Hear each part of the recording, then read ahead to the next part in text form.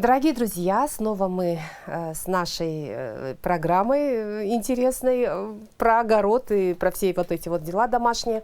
Мы сегодня опять находимся у нашей замечательной Маргариты Васильевны Карповой. Это известный блогер у нас в Якутии. Она занимается экспериментальным таким вот делом очень интересным в области огородных искусств, скажем так, да. Вот. И сегодня мы будем заниматься посадкой. Март месяц. Вот что можно сделать в марте огородникам? Ну что, Маргарита Васильевна, давайте делитесь опытом. У нас сейчас идет на опробование, мы изучаем вот такой вот растворчик. Это имбиота, но имбиота у нас улучшенной формы, ее сейчас называют аютче.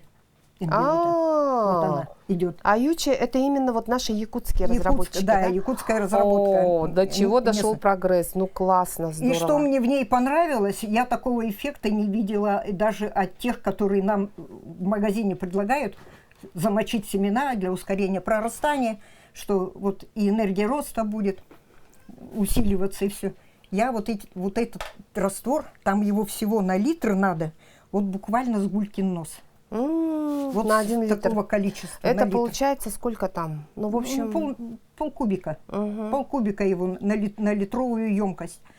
И эту по капелькам, значит, я выращивала их на салфеточках ложила. Вот на такие диски ложила. Я смочила все семена. На вот спонжиках этих, да? Да, на спонжиках проращивала их. И, к моему удивлению, они на второй день пустили корешки. Проклюнулись. Да, у меня еще 3 дня до того, как мы начнем снимать. То есть получается... Куда мне их девать-то? Я их в холод поставила. Вот эта энергия роста даже на холоде не помешала им. Они начали, я на вторую еще через день заглядываю. Мне же их каждый раз смачивать надо. Смачивала все время с имбиотой. Слушайте, ну это вообще супер ускоритель какой-то. Они уже по полсантиметра, и они уже, корешки уходят в диски, в вату. Как их вытаскивать? И я срочно их давай рассаживать. И все помидоры пришлось посадить. То есть весь ваш план посадок сорвался. Да, и вы срочно бросились. Срочный. Да. Ажиотажный посев был. До часу ночи сидела и сеяла. Потому что их вытаскивать пришлось, во-первых, выдергивать оттуда, разрывать эти диски, чтобы корни не порвать. И, в общем, я все рассадила. Но перцы я сеяла пораньше, у меня вот они уже есть, они уже вот такие вот тут баклажанчики. То есть вы сажали тоже... Я в конце февраля их сеяла тоже. В аютче, да? Да, тоже замачивала вот этим, они очень бурно начали расти. Вон они какие уже. Красный перец, слон. Это им 2 недели. Вот это да, слушайте-ка, ну они прям такие дружненькие. Даже не 2 недели, я сеяла где-то в конце 25-го. Сеяла, потом они очень быстро взошли. Сегодня какое у нас? Так, сегодня у нас 13-е. 13-е. Ой, 14 марта. 2 недели точно, вот почти с начала посадки, с начала замачивания. 2 недели.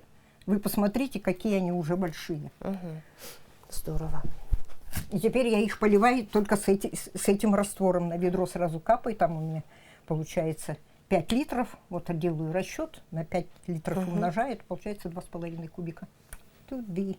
Вот это да, здорово. И вот с помощью этого раствора, она пока в продаже ее нету, мы ее изучаем, на стадии изучения она. То есть получается, еще пока те, кто придумал вот это да, вот но чудо... нам ее надо опробовать, нам надо ее изучить со всех сторон. Аграрного. Потому что до этого имбиота была, она была проще, тут она еще как бы прошедшая вода прошла структуризацию, сама вода. И это усиливает действие самой этой имбиоты, всех ее микроорганизмов и всех питательных веществ. Скорее всего, за счет этого. Вода же имеет свойство менять, когда ее пропускают через некоторые приборы. И вот она, вода такая пропущенная, вот стала так работать. Ну, то есть через какое-то время вот эту имбиоту улучшенного таких свойств можно приобрести в наших магазинах. Только непосредственно к самому разработчику можно обратиться. А примерно когда они появятся в продаже? Ну, чтобы наверное, к сезону, возможно, уже, да, может быть, к сезону ближе туда появится. Понятно. А пока изучаем, как-то предлагать неизученный товар, она еще должна пройти там какие-то у него оформления, после этого только в продажу придет. А пока мы не можем себе это позволить. Так, ну и что мы можем теперь посеять? То, что не замачивается никакой имбиотой, но мы ее тоже вот сюда, вот эту, можем капать. Я сейчас сюда буквально чуть-чуть капну, потому что мне этого тут много будет. Тут пол-литра нету. В общем, 3 капельки. Я посчитала. На опрыскивание. С ней можно опрыскивать растения. Через листья растения же прекрасно тоже используют материал. Потом там бактерии полезные тоже защищают растения. Уже профилактика заболеваний. Ну, это вообще трудно даже представить. 3 капли, как они вот она и справятся. будет работать хорошо. Да. Ну что, вот тут сегодня я хочу предложить посев петунии, потому что сейчас еще самое время сеять петунию, можно цветы, можно посеять, скороспелые помидоры можно посеять, и посеять еще скороспелый перец даже можно успеть. Баклажаны, я думаю, уже не стоит, они более длительного роста, поэтому, ну, можно попробовать. Ну, то есть баклажанами надо было заниматься Да, чуток чуть пораньше пораньше, их, да. чуть пораньше, где-то в самом начале марта. А сейчас уже их поздновато. А перцы и помидоры еще можно. Так, ну тут что вот я делаю? Я делаю такие плошечки, готовлю для посевов. Каждый сорт у меня отдельно в каждой коробочке. Делаю сюда, ложу дренажик, ложу этот агроперлит белый такой. Кладете Да, так, закладываете. Закладывается такая, потом слой почвы. На слой почвы ложу вот такую смесь песка. Потому что семена очень крупные, то есть мелкие, и они здесь они просто потеряются. Ну, песок очищенный, да? Песок Вы очищенный. Его прокаливаете в духовке? Прокалила, а вермикулит он сам не это, стерильный. Чистенький. Да, и потом сверху ее просто насыпаешь. И самое главное, не забываем почву трамбовать как можно сильнее, чтобы она была А там почва плотной. какая внизу? Это я смесь делала, земля покупная была у меня, и тоже она с песком, добавила агроперлит, потому что влагу хорошо держит. Она более питательная, корни туда стремятся. Я уже давно заметила, что если внизу ложишь более питательную почву, я так садила, вот эти вот сажу перцы, помидоры. Если я начинаю рассаживать по стаканчикам, я внизу ложу более питательную почву. И это так стимулирует развитие корневой системы, корни стремятся туда. Они как бы чувствуют. Но уже исследования даже показали, что растения, они нас слышат, они нас понимают, они воспринимают буквально весь окружающий мир, и они чувствуют, что внутри, там, на глубине, есть питание, и они уходят. И потом, когда я вытаскиваю, у меня все корни прямо вот такие мощные корни, потому что питательный вот именно так внизу питательный. Сверху более для посева я всегда использую более песчаную почву, так семенам легче пробиться на поверхность. И семена в такой легкой почве и имеют возможность лучше дышать. Воздух лучше поступает. Ну, у туда. вас прям какой-то пирог получился такой интересный. Да, слоеный пирог. Делаю слоеный пирог. Эти семена мелкие, тут вот она сейчас сухая, но это надо будет Ну, вы промачивать. прям для начинающих огородников кладезь полезной просто информации. А здесь у меня уже готова, и Всё она это уже вот промоченная. опытным путем. Использую этикеточки сюда, чтобы каждый сорт подписать. Она вот уже плотная, она уже не Ой, вдавливается. слушайте, а вот наоборот говорят же, что надо рыхлить, чтобы было как для мелких воздух. семян лучше, чтобы земля была плотная, чтобы она ровная была, чтобы семена туда не провалились. Если она будет рыхлая, они туда в землю заглубляются и не прорастают, могут не прорасти. Тяжело им будет. Тяжело им будет. И дело в том, что вот эти семена, очень мелкие семена, они обычно прорастают на свету. Им нужен свет. А если она уйдет туда в почву, она просто там начнет загнивать, она Потеряется, не будет развиваться. Она и потеряется, и она начинает загнивать. Ну а тут такой вариант, самый простейший для посева. Возьмем петуньку.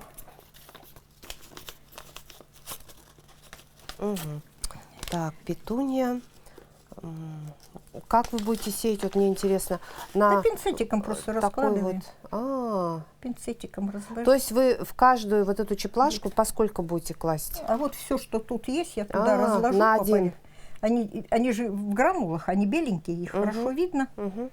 Берешь просто тут все пинцетиком. Ой, сейчас я ее раздавлю их пинцетиком.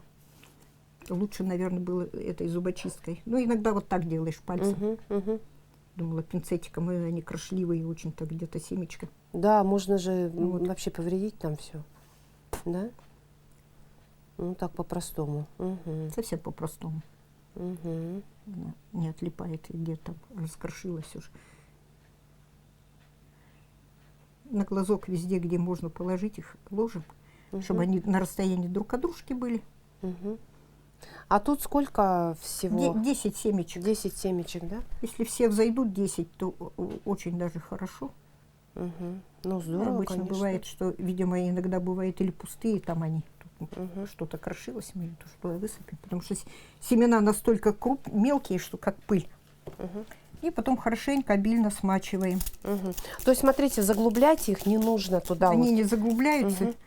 Потом еще я что делаю, беру вот резиновая груша у меня есть, когда гранулки не растаивает, их же видно, она, смотрю, долго лежит, дня 3 она все еще не растворяется.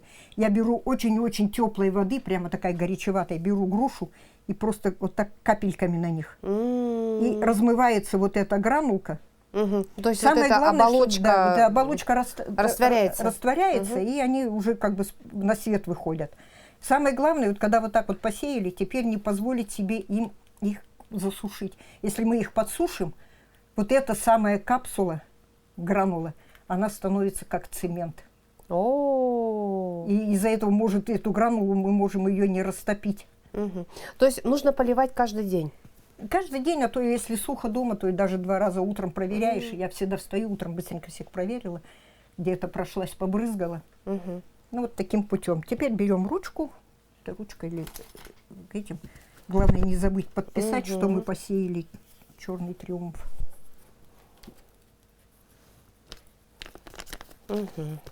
Так, вот смотрите, красивенькая такая у нас петуния.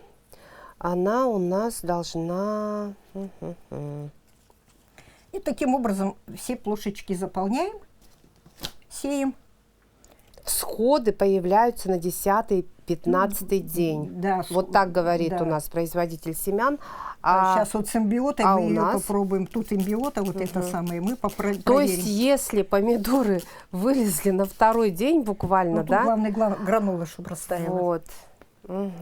А в помидорах нет этой гранулы. Да, То есть с там учетом сразу. вот этого процесса, когда растворяется гранула у петуний, ну, недельку, наверное, да, Так, ну, видимо, я надо думаю, что когда передача заложить. подойдет, будет готова, я уже могу сказать результаты. Проросли или нет, сколько дней прошло. 10-15, в общем, на 10-15 день. Но, видимо, с чуда Аютчи этот Я процесс надеюсь, что они пойдет пораньше быстрее. Еще какие у нас семена? Так, сейчас мы будем сеять сельдерей. Семена у него очень мелкие. И чтобы их хорошо распределить туда, по поверхности вот темной почвы, тоже, видите, тут много этого вермикулита насыпало. И почва такая легкая тоже, полупесчаная, потому что пополам почти делаю земля и половина 50% песка. Плюс вермикулит хорошо удерживает то есть все влагу. утрамбовано опять-таки, И опять же все хорошенько, прямо, если можно было тут ногами ходить, можно было и походить. Ясно. Затрамбовано. Насыпаем снег. Снег играет такую роль. Тут происходит кратковременная стратификация, охлаждение семян, что позволяет... Подождите-ка, а вы семена еще не сеяли ведь, да? Нет, нет. Сверху семена. Сверху. И по белой поверхности снега мы просто будем видеть, где мы их положили. Чтобы не получилось, где густо, а где пусто. Понятно. Можно много насыпать снега. Он хорошо... Снег, когда начинает таять, он... как бы вода всасывается туда в землю и уходит. Она за собой семечки очень плотно прижимает к земле. Сельдерей тоже прорастает на свету, нельзя его закапывать. Я вообще поняла, что очень многие растения в природе, их кто закапывает-то? Вот этот салат, я его проверила, я его закапывала, он прорастает очень долго, и часть из них не прорастает. Я поэтому стала сеять просто по поверхности. Лучше я потом возьму сухой песочек и сверху их чуть-чуть Присыпать. Корешочки прикрыть. Ну да, но когда мы на грядку сеем, тот же укроп там или еще что-то, Да, там солнце, мы всегда думаем, ой, улетит ветер. Давай, и засыпаем. Вот, и засыпаем. А потом ждем и засыпаем. И оно вот, дольше всходит, если бы была да. возможность их там накрыть чем-то, чтобы солнце не сушило. Темным полотном каким-то, чтобы солнце не жгло их, не сушило. Не темным полотном, как раз темный свет. Они на свету очень хорошо. Ну, сделать, чтобы они не сохли. Пленочкой накрываешь, и тут надо очень строго следить, чтобы корешки не сгорели на этом под пленочкой сразу, и потом присыпать сразу. Или пусть они набухнут, как бы вот я тоже хочу так попробовать, просто чтобы они набухли на поверхности, как бы они приготовились к солнцу потянуться, а после этого взять легкой почвой, присыпать и хорошо смочить. Вот такой метод, чтобы ускорить их прорастание. Тут его много. Я сажу вот эту юту, она как бы это меньше всего содержит волокна, вот эти стебли. Мы кушаем стебли из нее. И тут волокна более нежные, и мне она очень больше нравится, потому что не надо ее чистить. Ну, потому что Маргарита Васильевна, я напомню, кто не знает, она прямо вот такая почитательница этого сельдерея. У нее весь огород, весь участок засажен этим сельдереем. Куда глаз вот не брось, не кинь, всюду растет сельдерей. А почему? Всюду Потому сельдерей. что он очень полезен. А вы да. почему думаете, китайцы такие легкие? И, кстати, у них в Китае они это ежедневно по много этой травы съедают. вот Маргарита Васильевна, кстати, благодаря вот сельдереевой такой, скажем, ну, диете, да, то есть каждый день употребляет у нас Маргарита Васильевна весь круглый год Круглый вот год, этот да, вот да. сельдерей, замораживает она на зиму, там какую-то часть основательно и много, да, ну, а летом, конечно, с грядки. Так вот, Маргарита Васильевна похудела, да, Да. вот с того периода, когда вот начала Ну, самое, что употреблять полезное было, у меня у мужа были сельдерей. камни, со школьных лет были камни. Стали использовать сельдерей, сейчас у него камней нет. Это в почках или В почках. Ух ты. Камни очистились, почки от камней. То есть они растворились Да. и вышли, да? Вычищая, значит, у кого проблемы с суставами, подагра, положение мочевой кислоты в суставах, он тоже хорошо вымывает, суставы становятся более подвижные, а мочевая что она делает? Она эти кристаллики разрушает, поверхность вот эту там такая, наверное, все знают, скользкая и гладкая поверхность, а когда туда откладываются кристаллики мочевой кислоты, они ее просто перетирают, растирают, а когда кушаешь сельдерей, он выводит вот эту мочевую кислоту, она в кристаллике Ой, не откладывается. слушайте, здорово. Так, вот смотрите. Вот мы сейчас по Они поверхности. такие черненькие штучки. Черненькие, вон какие Они маленькие. они тоже в этом, да? Нет, они без гранулы, они вот такие. Но они не как бы не как сказать, не запечатаны в эти. Нет, она сама такая. Прямо Она семена. чем запечатана? Она запечатана своими эфирными маслами. И вот эти эфирные масла не дают ей прорастать, из-за чего нам нужно ее, вот, чтобы она хорошо прорастала, я периодически так делаю. Вот она сейчас на снегу растает, она постоит в тепле, я поставлю на ночь в холодильник, потом могу ее опять вытаскивать. Комнатная температура. И вот эта раскачка, брызгание водой, постепенно эту смывает вот эти эфирные масла, и они прорастают более охотно. И можно их еще, ну не стала я, можно горячей водой обработать, проливать. Я так делаю с морковкой обычно. Я морковку, вода такая 45-50 градусов, я ее проливаю, прямо вода коричневая становится. И вот это эфирные масла смываются, и морковка буквально на глазах как бы прорастает быстро очень. Здорово. Поэтому и сеет-то морковь пораньше, чтобы тоже вымывались вот эти, хватит. Так, теперь что я еще хочу? Сейчас приходит время садить лук.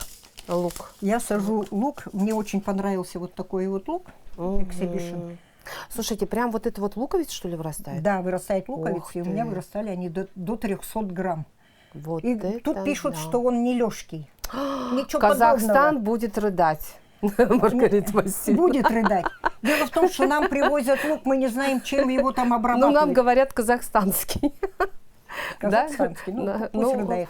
Они там его чем только не поливают, потому что его очень сильно любит муха луковая, любит разные заболевания, они подгнивают. Да, Там их кстати. там очень много брызгают, и мы вот эту химию с этим луком тут потребляем. Ой, какой кошмар. Поэтому я выращивать предпочитаю лук сама. И вот у нас еще немножко осталось, мы его очень много кушаем. Но вот этот лук, мне понравилось, что он все-таки лежит, оказывается, до февраля места. Нет, ну И вот этот лук я в этом году хочу посеять очень много, потому что раз он лежит, в чем вопрос? Мы его кушали раньше до декабря, и у меня просто случайно сохранились луковицы, я обнаружила вот к марту месяца, а она еще крепенькая, хорошенькая, и ничего с ней не случилось. Так она, оказывается, и храниться может. В чем тогда дело? Потому что мне даже больше понравилось это, чем выращивать с этих с лука-севка. Более крупный, более такой эффект получился хороший. Ну, повозиться надо. Я сею его, конечно, сразу каждое семечко в отдельный стаканчик, чтобы не повреждать корневую систему. Уже высаживаю, у него уже эти перья очень большие. Перо не трогаем, потому что если будем перо трогать, у нас не созреет вот эта сама луковица. У нас перо, это его желудок. Она так, и перо, оно будет все лето стоять, да, перо стоит. То есть, если вы хотите вот именно получить луковицу, перо мы не едим, прям держимся в руках. И, ну, на перо у нас есть возможность любой другой лук. Вот, лук-порей, перо, пожалуйста. Такой вот еще другой лук-порей. Пера тут хватит. Вот такие луки простые. То есть лук сейчас можно посеять, да, уже тоже? Лук, вот этот уже надо. Вот этот, а вот эти вот луки? Да, лук, вот эти которые... тоже. Порей тоже пора сеять. Вот эти порей, они очень крупные вырастают. Но он крупный, толстенький, значит, вырастают. соответственно, тоже надо уже тоже сеять. сеять надо. Сею еще я вот а те, которые более изящные, так сказать, можно чуток попозже, да? Вот то, что растет головками, лучше сейчас уже сеять, потому что головку он должен наращивать. И желательно тоже каждый вот эти. Я вот это тоже садила. Не такой внушительный, как Exhibition растет, но головки нормальные вырастают. Давайте пробежимся еще раз по петунье. Вот она сейчас у нас проклюнется, но мы говорили, что 15 дней. Она должна как-то вот на 10-15 день должна проклюнуться. Но саючи она должна выйти у меня пораньше. Там есть, они пораньше прорастает, пораньше немножко. Ну, соответственно, растение будет набирать силы, расти, мужать, скажем так, да, побыстрее, чем вот говорят нам производители семян. Когда вы их будете рассаживать уже отдельно? Ну, тут уже больше зависит от того, когда у меня будет больше места. Я уже начну их, наверное, где-то в середине апреля вот так коробочками на улицу вытаскивать. Они будут там закаляться, и там будет место у меня. Я где-то в апреле, наверное, они уже подросшие будут достаточно. Петуния очень хорошо переносят пересадку. А вы как, пересаживать будете прям в одну емкость какую-то? Ну, просто Нет, их... я пока маленькие стаканчики, потому что... и все-таки в стаканчике, да? Стаканчики посажу. Вот у меня тут растет в стаканчиках вот так. Вот это не любит пересадку. Моя любимая эустома. Они вот сразу садишь их, семечки маленькие-маленькие, тоже сеяла вот так же. Сели и так очень же. маленькие были, я их уже начала сразу этой маленькой лопаточкой, этой пилкой беру. Она очень удобно лопатку заменяет. Пилочкой, и просто ее переносишь и тут прикапываешь. И тоже прикапываешь самым легким грунтом и смачиваешь хорошо. Здорово. Потом, естественно, закрываешь. И вот стома, а вы ее когда посадили? Это у меня декабрьский посев. Она очень медленно растет, поэтому ее стоит рано сеять. То есть, смотрите, да, оказывается, вообще календарь у огородника начинается активный такой с декабря, да? Вы в декабре эустому посадили, еще что? Мы такие больные, у нас круглый год. Круглый год что-нибудь насеется, что-то насадится, что-то проверяется, что-то экспериментируется. И все хочется попробовать и попробовать. Это же так увлекательно, так интересно. Сделать это своими руками. Дорогие друзья, ну вот, огородная пора уже, в общем-то, можно сказать, в разгаре. В марте очень много сделать нужно, успеть посадок, так что, дорогие друзья, успевайте. Смотрите блог нашей дорогой Маргариты Васильевны, очень полезной, много информации у нее содержится, и она в рамках вот нашей программы всегда старается нам подготовить вот максимально информативные, максимально полезные, ну, такие вот, в общем, материалы, да, да, и вот мы внедряем, распространяем опыт нашей Маргариты Васильевны. Ну что, дорогие друзья, будем пробовать.